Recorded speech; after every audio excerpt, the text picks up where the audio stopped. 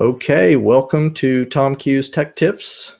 We're adding to the unfolding drama of me trying to present the Google Hangout on Air conference. And so we've talked before about a couple different things. Going to be using this camera right here, the Canon Vixia HFR20, which is several years old.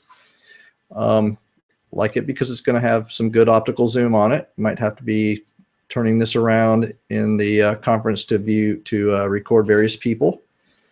I'm going to switch cameras real quick just to refresh you on some of the other equipment that I'm using. So I'm switching cameras. All right, so now we're actually using the camera you just saw. And so by the way, I was using just a minute ago the Logitech C920. And just to come down here, you can read a couple of reviews or watch a couple of reviews on the Ultra Studio Mini Recorder, which is how this is actually feeding into the Hangout on Air. We have the Samson Go mic, which should be the microphone that you're hearing right now. I also have the CalDigit TS2 Thunderbolt Station 2, which is allowing all this stuff to be plugged into my older 2011 MacBook Pro. It's plugged into this one Thunderbolt over here. That's also allowing me to have the second display hooked up. So anyway, I'm going to switch cameras back. I don't know if you can watch me do this on the screen. It's going to be a little tough. All right, we're going back to the C920. And so I've gotten all this stuff to work. And you know, I'm going to actually be using a USB mic to record the speaker, but I'm also going to be recording to the internal SD card. So I can't use the USB mic to be a microphone for this camera while it's running. So I'm going to borrow this microphone right here, the Rode. This is the VideoMic Pro. It's just plugs in with the little 1/8" audio jack, and it's going to plug in hopefully into this little hole right here on the camera. The only problem with this camera is that it doesn't have a cold shoe up the top, and so anyway, that is my problem. You know, this is not a problem with a digital SLR and things like that because they've all got the cold shoes and so forth. So enter the Neewer Neewer 7-inch adjustable Magic Arm. So I did a lot of searching on the web about this. You know, the good news is that this Manfrotto, this is the, oh gosh, well, it's in the title of the video. It's the MVH502AH video head, which is going to allow for smooth panning. So anyway, this allows you to go up and down, and you can see other videos for how that works. But it has a couple of ports on it. It has a port on this, or little place that you can add accessories. Right on both sides, you could add 2 things. And I did some looking on their website, and I couldn't find anything about that port. So anyway, they sell something for it that's pretty expensive. But I found this on the web, and I felt like that this little guy right here would plug right into this jack, or this screw mount. And so I was anticipating that to be the case. I thought that this would plug right into here. And I also bought a little 2-pack. I didn't really need to. I didn't think I needed 2 of these, but this is a little 2-pack of cold shoes. I thought I would need one of these to go to one side of this guy right here, so I would be able to mount the Rode on top of it. Okay, so I just happened to order a 2-pack. It wasn't much more expensive than the 1-pack, so I ordered 2, and I got this in the mail. By the way, it's in a very plain Jane box. There's nothing fancy about it. Cost $10.50. I think the 2-pack of these was about $6.50. And so I got it, and just first glance, you can probably tell already just from what I've been showing, this little screw mount does not plug in to here. It's just way smaller. So, you know, I've got this conference is starting in less than a week, and I didn't, you know, just didn't want to be scouring the web to find out some adapter from this to this. So anyway, I got this little thing's pretty fascinating. It's got a lot of different components to it. So all these little things unscrew and unscrew. This is the articulating part, so you can unscrew this and get it into different configurations. Every one of these things unscrews, and so I was tinkering with this and took out this. There's a couple of things going on here. There's anyway, I don't even know what to call these things. There's this piece right here which totally comes off, so turns out I'm not going to be using this piece at all. And I'm not going to be using one of these little guys. But as I was just tinkering with this and kind of moping around, figuring that I just wasted my money and time, I noticed that the little screw mount on this guy, and you can see down at the very base, this is much thicker. And it turns out that this is the exact size for this. So you screw this in, and I'm gonna have to use the other side because I've got this little door. So fortunately there's one on both sides. I'm gonna screw this in, and then tighten it up. The way these things work is you can actually leave a little bit of play. That's what these little gear things are for. I don't have very good lighting on that, so anyway, let's see if I can get this a little closer. So anyway, you can get this to where it's tight and yet it leaves a little bit of room. So this is kind of a cold shoe. And so, like I said, fortunately I had the 2 of these reverse shoes here. So basically I'm going to put one of them, tighten one of them down. These weren't very expensive, but you do need a, you know, would have been nice if these were a little bit larger thumb screws. I'm just going to use a letter opener to tighten that up.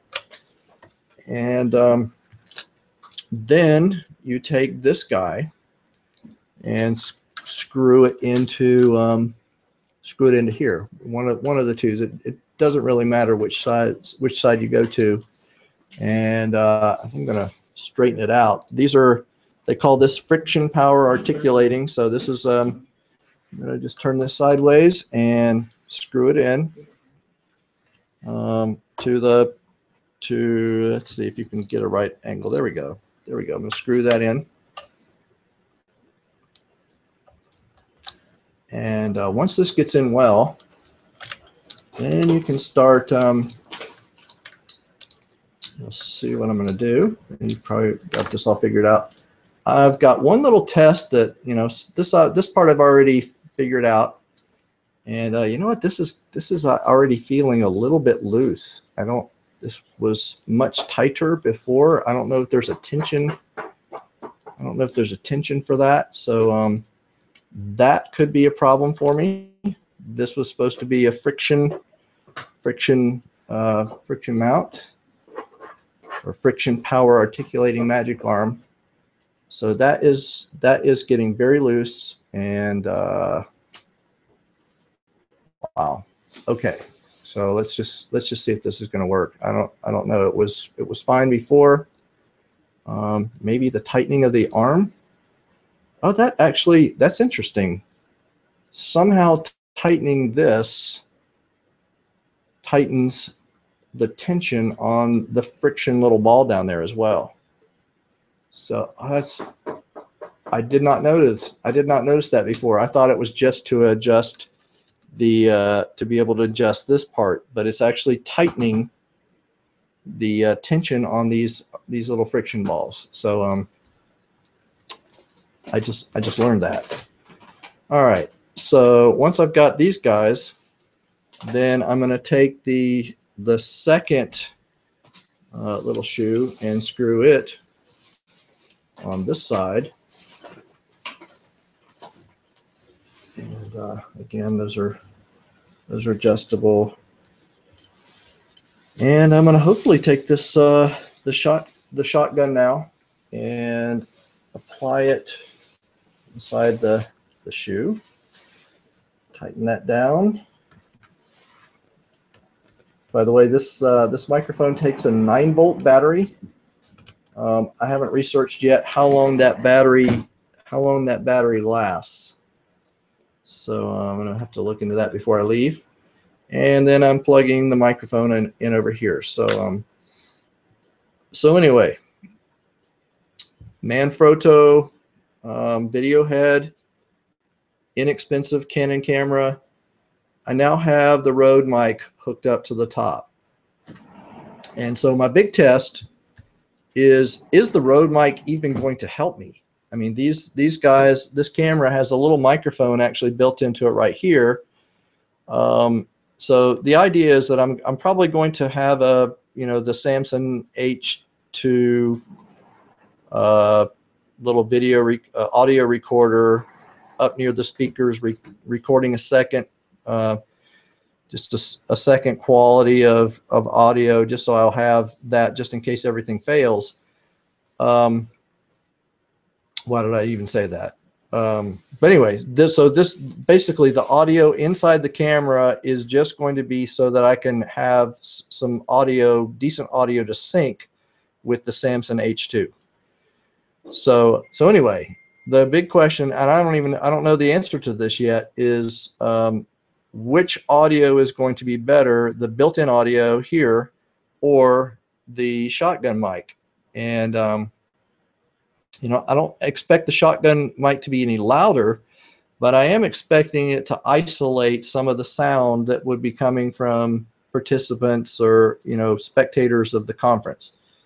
All right, so we've got got our little setup here. I'm not actually recording, but I probably should go ahead and turn on the recording. Let's see if I can pull up on the screen what I'm doing. There was a couple changes that I had to make inside the camera to make this work. So you're looking at the camera, and I'm going to see if I can turn on a feature to where you can see. I demonstrated this in another video, but oh, I've lost even where it is. LCD mirror image. We'll just have to go back, and sorry, even wasted your time on that. So basically, there was a setting that I had to change inside the camera to allow it to. There's the Amazon page for the little arm that I got. So anyway, I'm gonna walk about 10 feet away over here in the kitchen, and somebody turned the light off in there. I had the light turned on, and but actually the camera's adjusting pretty nicely. And well, all right, so I'm going to be standing by the doorway over there. And I'm going to kind of adjust just for that. I'm also going to switch inside. Maybe you can see this. I'll do it this way. I'm going to go in and switch inside the settings and change. You can't see this too well, but I'm going to change the default microphone from the Samson Go mic to what it says Blackmagic audio. That is using the Ultra Studio Blackmagic Design Ultra Studio Mini recorder, and it's going to be using whatever audio is hooked up to it through the HDMI port. So I'm going to select that, and suspect that you're hearing totally different audio now. And I don't know because I'm not monitoring it. So I'm going to come over here and I'm just going to read something off of a box. So right now I'm talking from behind the mic, which apparently you can still hear things pretty well. I'm going to just read something off the Blackmagic design box. And so I'm going to keep talking as I come over here, turn on the extra light, and so it says, get the world's smallest pocket-sized SDI and HDMI video capture for your Thunderbolt laptop or desktop computer. So I'm a good 12, maybe 15 to 20 feet away. I don't even know if you can hear me on this. So anyway, right now you're actually hearing me through the camera, through the Ultra Mini recorder. It features the highest quality 10-bit uncompressed and compressed video capture that's compatible with all popular video software, including Avid Media Composer, Apple Final Cut Pro, Adobe Premiere Pro, and hundreds more. All right, so I've read the box here. I have no idea if you're hearing that. I'm going to come back over, and I'm unplugging the Rode mic. Okay, the Rode VideoMic Pro or whatever. And I'm just coming back over. Now we're using the built-in microphone with the Canon Vixia HFR20, something like that. And I'll just read the same thing. Get the world's smallest pocket-sized HDMI video capture for your Thunderbolt laptop or desktop computer. Ultra Studio Mini Recorder features the highest quality 10-bit uncompressed and compressed video capture that's compatible with all the popular video software. So there we go. I think that is all that I want to test. Let me just come back on the screen here, and I'm going to change the camera back to the C920. And so we hopefully have a test now of the Rode. They call this the I don't know, the VideoMic Pro, something like that, and the built-in audio from the Canon camera. You know, and earlier you were hearing the. I'm going to change this to the.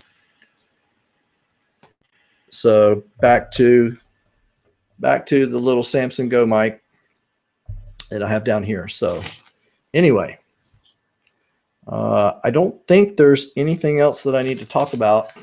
Oh, by the way, I've had this whole deal mounted on a little microphone stand. So with a little adapter that steps down from the mic stand size to a standard tripod mount for the video head and so forth. So I really like this video head. It's very smooth. I don't know how smooth that's actually going to turn out, you know, when we're live streaming, but the actual streaming. So anyway, I'm eager to hear how this turned out. If you have any questions, you can leave them in the comments below. And as usual, I hope this has been helpful to someone else as well. Thank you and have a good night.